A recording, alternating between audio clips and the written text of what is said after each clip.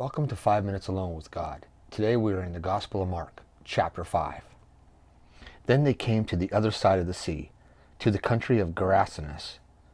And when they had come out of the boat, immediately there met him out of the tombs a man with an unclean spirit, who had his dwellings among the tombs, and no one could bind him, not even with chains, because he had often been bound with shackles and chains. And the chains had been pulled apart by him, and the shackles broken in pieces. Neither could anyone tame him. And always, day and night, he was in the mountains and in the tombs, crying out and cutting himself with stones. And when he saw Jesus from afar, he ran and he worshipped him.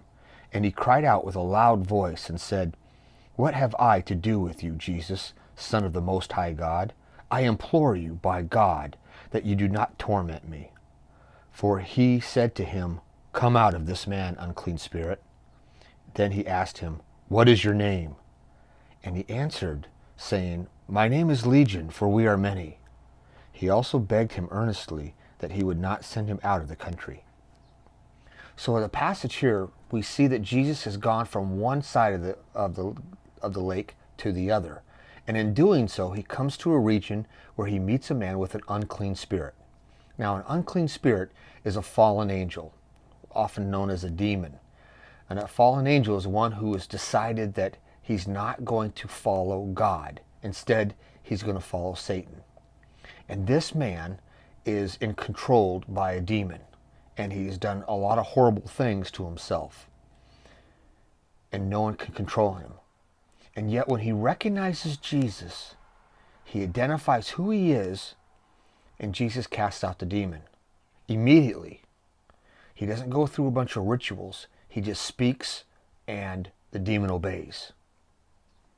So that's what's taking place in this passage. What's an application that you can draw from this?